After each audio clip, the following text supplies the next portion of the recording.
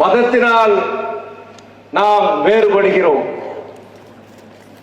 ஆனால் மனிதநேயத்தால் ஒன்றுபடுகிறோம். வழிபடும் இறைவனால் நாம் வேறுபடுகிறோம், ஆனால் வாழ்க்கையில் நாம் கடைபிடிக்கும் அறநெறியால் ஒன்றுபடுகிறோம். இதைத்தான் மத நல்லிணக்கத்தோடு வாழ்வது என்று கூறுவார்கள். மத நல்லிணக்கம் தழைக்க வேண்டும் என்றால் சகிப்புத்தன்மை வேண்டும், விட்டுக் கொடுத்தல் வேண்டும், அதைவிட மனித நேயம் வேண்டும். ஆனால் அந்த மனித நேயத்தை கொன்று புதைத்துவிட்டு இன்று மத நல்லிணக்கத்திற்கு வேட்டு வைக்கும் விதத்தில் இந்த வக்ஃபு திருத்த சட்டம் ஒன்றிய அரசால், மதவாத அரசால் கொண்டு வரப்பட்டுள்ளது. இஸ்லாமியர்கள் உரிமையை பறிக்கும் இந்த சட்டத்தை, ஜனநாயக மாண்புகளுக்கு எதிராக இருக்கும் இந்த சட்டத்தை, அரசியல் அமைப்புக்கு எதிராக இருக்கும் இந்த சட்டத்தை, மத சார்பின்மைக்கு எதிராக இருக்கும் இந்த சட்டத்தை மறுமலர்ச்சி திராவிட முன்னேற்ற கழகம் முழு மனதுடன் இதை எதிர்க்கின்றது. இன்னல் முஸ்தகீன வல் முஸ்தகிகாத் வல் வா அஹ்ரல்லாஹ கர்லன் ஹஸ்னன் உலா அஃபு லஹும் வலஹும் அஜ்ருன் கரீம் என்று திருக்குர்ஆனின் வசனம் 57:18 சொல்கின்றது.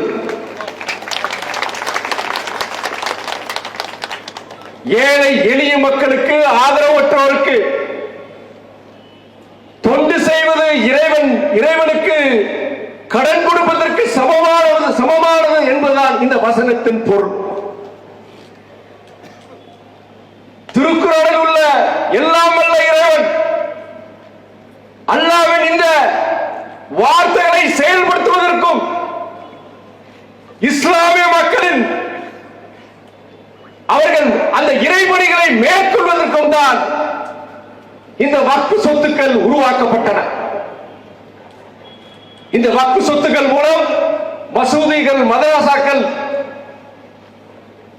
தர்காக்கள், கர்மஸ்தான்கள் போன்றவை உருவாக்கப்பட்டன. இந்த வக்ஃபு சொத்துக்களால் இஸ்லாமியர்கள் மட்டுமல்ல, இந்துக்கள், கிறிஸ்துவர்கள், இந்த நாட்டில் உள்ள அனைத்து பல சமூகத்தை சார்ந்தவர்கள் பயன்பெறுகிறார்கள். வக்ஃபு வாரியத்துக்கு சொந்தமான இடங்களில் இந்துக்களும் கிறிஸ்துவர்களும் கல்வி நிறுவனங்களை நடத்தி வருகின்றனர். பல வக்ஃபு சொத்துக்கள் அரசு அலுவலகங்கள் இயங்கி வருகின்றன. பேருந்து நிலையம் போன்ற பொது பயன்பாட்டு இடங்களும் உள்ளன. இஸ்லாமிய மன்னர்கள், இஸ்லாமிய செல்வந்தர்கள் மட்டுமல்ல, இந்த நாட்டை சேர்ந்த பல சமூகத்தினர், பல சமூகத்தை சேர்ந்த கொடையாளர்கள் இந்த வக்ஃபு வாரியத்திற்காக தங்கள் சொத்துக்களை வாரி வழங்கியுள்ளார்கள். இந்த நாட்டில் உள்ள பல சமூகத்தினருடைய இந்த செயல்பாடு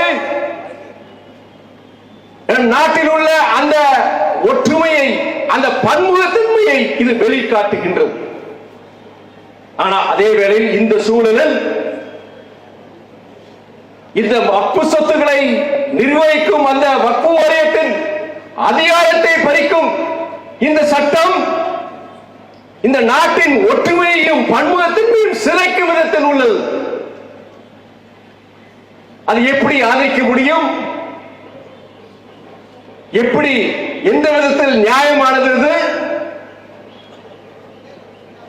இந்த வக்ஃபு திருத்த சட்டத்தில் பல குளறுபடிகள், பல பிழைகள் உள்ளன. அதில் சிலவற்றை மட்டும் நான் குறிப்பிட விரும்புகின்றேன், முக்கியமான சில குறைபாடுகளை. ஒருவர் சொத்து வக்ஃபு வாரியத்துக்கு உட்பட்டதா என்ற கேள்வி எழும் பொழுது அதை தெளிவுபடுத்துகிற உரிமை வக்ஃபு வாரியத்துக்கு உண்டு. ஆனால் இந்த சட்டத்தால், புதிய சட்டத்தால் அந்த அதிகாரம் பறிக்கப்பட்டுள்ளது. எந்த விதத்தில் நியாயம்? சரி, ஒருவேளை வக்ஃபு வாரியம் தீர்ப்பாயம் தவறு செய்துவிட்டால் நீதிமன்றத்திற்கு செல்லும் நடைமுறை உள்ளது. அப்படி இருக்கும் பொழுது அந்த தடையில்லா சான்றிதழ் வழங்கும் அதிகாரத்தை பறித்து இன்று மாவட்ட ஆட்சியர்களுக்கு அளிக்கப்பட்டது. எந்த விதத்தில் இது நியாயம்? அதுபோல வக்ஃப் வாரியத்துக்கு தங்கள் சொத்துக்களை தானம் செய்பவர்கள் இஸ்லாம் மதத்தை கடந்த 5 ஆண்டுகளாக பின்பற்றிருக்க வேண்டுமா? என்ன கொடுமை இது! மதத்தின் அடிப்படையில் கொடையாளர்களை எப்படி நீங்கள் பிரிக்க முடியும்? இது அபத்தமானது, அநீதியானது. மேலும் வக்ஃப் வாரிய நிர்வாகத்தில் இஸ்லாம் மதத்தை சாராமல் வேறு மதத்தினர் 20 நியமிக்க வேண்டும் என்று இந்த புதிய சட்டம் சொல்கின்றது. என்ன நியாயம் இதெல்லாம்? ஒரு வீட்டை பராமரிக்கும் அந்த உரிமையை அந்த குடும்பத்திற்கு சம்பந்தம் இல்லாத ஒரு நபரிடம் எப்படி ஒப்படைக்க முடியும்? எப்படி அந்த குடும்பம் அதை ஒத்துக்கும்? இஸ்லாமியரின் இறை சொத்துக்களை, வக்ஃப் சொத்துக்களை இஸ்லாமியர்கள் தான் நிர்வகிக்க வேண்டும். அதுதான் நியாயம், அதுதான் நீதி. திருப்பதி கோயில் நிர்வாகத்தில் ஒரு கிறிஸ்துவரை நியமிப்பதும், சீக்கியர்கள் பொற்கோவிலில் ஒரு இஸ்லாமிய நியமிப்பதும் எப்படி தவறோ, எவ்வாறு தவறோ, அதுபோல இதுவும் ஒரு தவறுதான். இது போன்ற பிழைகள், குளறுபடிகள் இருக்கும் இந்த வக்ஃப் திருத்த சட்டத்தை உடனடியாக ஒன்றிய அரசு திரும்பி பெற வேண்டும் என்று இந்த மாபெரும் கடலென திரண்டிருக்கும் இந்த பொதுக்கூட்டத்தின் வாயிலாக நான் தெரிவித்துக் கொள்கிறேன்.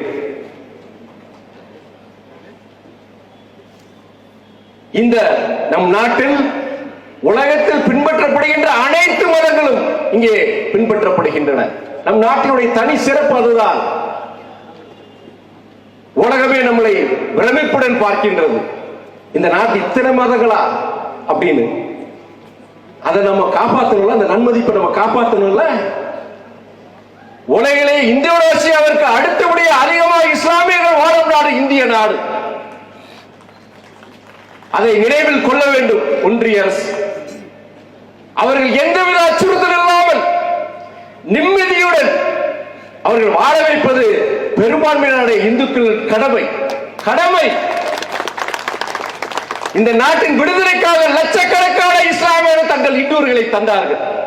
நாட்டின் பல்வேறு போராட்டங்களில் தங்கள் சொத்துக்களை வாரி வழங்கியவர்கள் இந்த இஸ்லாமியர்கள். நாட்டின் பாதுகாவலர்களாக, பாதுகாப்பு அரணாக திகழ்ந்தவர்கள் இந்த இஸ்லாமிய பெருமக்கள். அப்படிப்பட்ட இஸ்லாமிய பெருமக்களின் நலன்கள் பாதுகாக்கப்பட வேண்டும். அந்த கடமை அரசாங்கத்துக்கு மட்டுமல்ல, ஒவ்வொருவரின் கடமை. கிறிஸ்துவர்களின் கடமை, இந்துக்களின் கடமை. இந்த நாட்டில் வாழும் அனைத்து மக்களுக்கும் இந்த கடமை உண்டு. திருக்கோயில்களில் 6 கால பூஜைகள் நடைபெறட்டும். மசூதிகளில் 5 தொழுகைகள் நடைபெறட்டும். தேவாலயங்களில் ஜெபக்கூட்டங்கள் நடைபெறட்டும். அதுபோல பகுத்தறிவு பிரச்சாரங்களும் நடைபெறட்டும் என்று கடந்த 60 ஆண்டுகளாக தமிழ்நாட்டின் பட்டி தொட்டி எல்லாம் முழங்கி மத நல்லிணக்கத்திற்கு பாதுகாப்பு அரணாக விளங்கியவர் எங்கள் இயக்க தந்தை மாமனிதர் வைகோ அவர்கள். அவர் வலியுறுத்திய அந்த மத நல்லிணக்கம், அதை காத்திட இஸ்லாமியர்களை அச்சுறுத்தும் இந்த வக்ஃப் திருத்த சட்டத்தை திரும்பி பெற மறுமலர்ச்சி திராவிட முன்னேற்ற கழகம் மக்கள் மன்றத்திலும் நீதிமன்றத்திலும் தொடர்ந்து போராடும் என்று கூறி என் உரையை முடித்துக் கொள்கிறேன். அதற்கு முன்பு சில நாடாளுமன்றத்தில் நடைபெற்ற சில சம்பவங்களை நான் குறிப்பிட விரும்புகின்றேன். இந்த வக்ஃப் திருத்த சட்டம் முதலில் கொண்டு வரப்பட்ட பொழுது அனைத்து நாடாளுமன்ற உறுப்பினர்களும் பேசினார்கள்.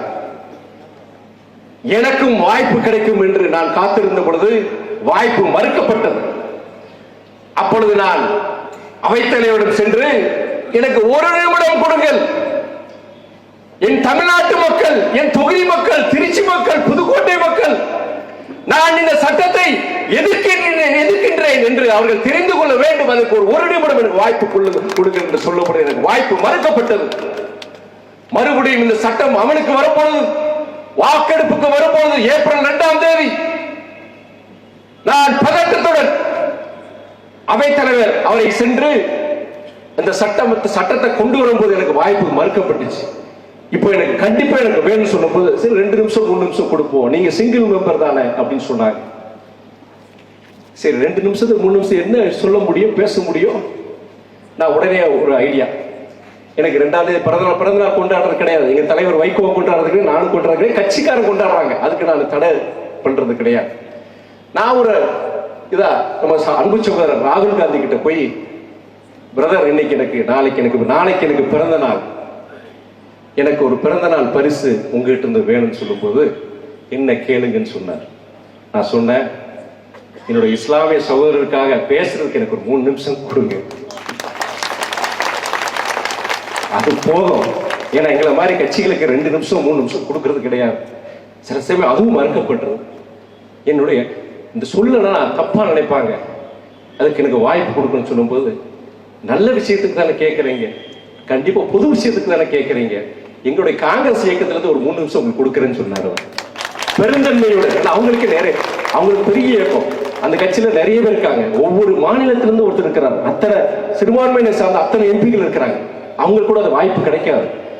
அப்போ நான் அடுத்த நாள் போய் அந்த அவைத்தலைவரை பார்த்து கேட்கிறேன், நான் எனக்கு காங்கிரஸ் இயக்கத்துல இருந்து 3 நிமிஷம் கொடுத்துருக்காங்க சொல்லுங்க. அப்படியெல்லாம் தகவல் இல்லைங்க, அவங்க இதுலயே 15-20 பேர் போட்டிருக்கிறாங்க, அதெல்லாம் அங்க கொடுக்க முடியாது, முடிஞ்சு அவங்களுடைய கொரோனா வர சொல்லுங்கன்னு சொல்றாங்க. கேரளாவை சார்ந்த எம்பி கொடுக்குடியல் சுரேஷ், அவன் தான் அவங்க கட்சியுடைய கொரோனா. அவரை சபையில காணும், போய் தேடி கண்டுபிடிச்சு அவரை பதட்டத்தோட கூட்டு வர ஒத்துக்க மாட்டேங்கிறாங்க அப்படின்னு. மறுபடியும் அவர் போய் சொல்லும்போது, சார் உங்க இதுலயே 7 பேர் பேசுறாங்க, உங்க தலைவர் உங்களுடைய முக்கியமான தலைவர் வேணுகோபால் அவர் வேற பேசுறோம், அவர் 20 நிமிஷம் பேசுவாரு, எப்படி சார் கொடுக்க முடியாதுன்னு சொல்றாங்க. சரி, எங்களுடைய காங்கிரஸ் எம்பியில இருந்து ஒருத்தரை கணிச்சுட்டு அதுக்கு பதிலா துரை வைகோ பேச வைக்கணும்னு சொல்றார். ராஜீவ் காந்தி சகோதரருடைய கட்டளையை நிறைவேற்றணும் இல்லையா? அப்போ என்ன சொல்றாங்க, அந்த அவைத்தலைவருடைய அந்த அலுவலகத்துல பார்க்கலாம் அப்படின்னு சொல்றாங்க. எனக்கு 5 மணிக்கு நினைச்சேன், 7 மணி ஆச்சு, 8 மணி ஆச்சு, 9 மணி ஆச்சு, 10 ஆயிடுச்சு இரவு. அப்ப நமக்கு கிடைக்காத கொடுக்கல அப்படின்னு சொல்லி கையெல்லாம் வேர்த்துருச்சு. நம்ம ஜனங்க நம்மளை பத்தி தப்பா நினைச்சிருவாங்களே, வீண் பழி வந்துருமே, மனசுக்குள்ள சங்கடம். 10:45 கூட கையெல்லாம் வேர்த்து போச்சு. இந்த அரபி மொழியில நான் அந்த வசனத்தை பல நாட்கள் நான் பேசுறேன், ஐயா மாதிரி பேச்சாளர் கிடையாது, மனசுல இருக்கிறத பேசுறேன். எனக்கு அந்த பதட்டத்துல வரல, பேப்பரை வச்சுதான் படிச்சேன். பார்த்துருப்பீங்க. பேசி முடிச்ச உடனே எல்லாரும் கை தட்டினாங்க, என்ன பார்த்து சொன்னாங்க, முன்னாடி பாருங்க ராகுல் காந்தி தம்ஸ்அப் காமிக்கிறாரு அப்படின்னு சொன்ன சகோதரர் அங்க தம்ஸ்அப் காமிச்சாரு. நான் உடனே இறங்கி போய் அவரை போய் பார்த்து நன்றி சொன்னேன். அப்போ பிரதர் ஆர் யூ ஹாப்பி அப்படின்னு கேட்கிறாரு. இல்லை எனக்கு சந்தோஷம் இல்லை, அருமையான வாய்ப்பு, நீங்க 3 நிமிஷம் கொடுத்தீங்க, இனியும் நான் சிறப்பா பேசியிருக்குன்னு நினைக்கிறேன், நான் வாய்ப்பை பயன்படுத்திக்கலையே அப்படின்னு சொல்லிட்டு ரொம்ப வருத்தம் இருக்கும்போது, பிரதர் அதெல்லாம் நல்லா பேசுனீங்க, நல்லா நான் ஆங்கிலத்தில் டிரான்ஸ்லேட் பண்ணதை கேட்டேன், நான் நல்ல அருமையான கருத்தை நீங்க சொல்லியிருக்கிறீங்க, ஏன் கவலைப்படுறீங்க, அது நல்லா பேசுனீங்க அப்படின்னு சொல்லி தட்டி விட்டு நான் அனுப்பிச்சு விட்டார்.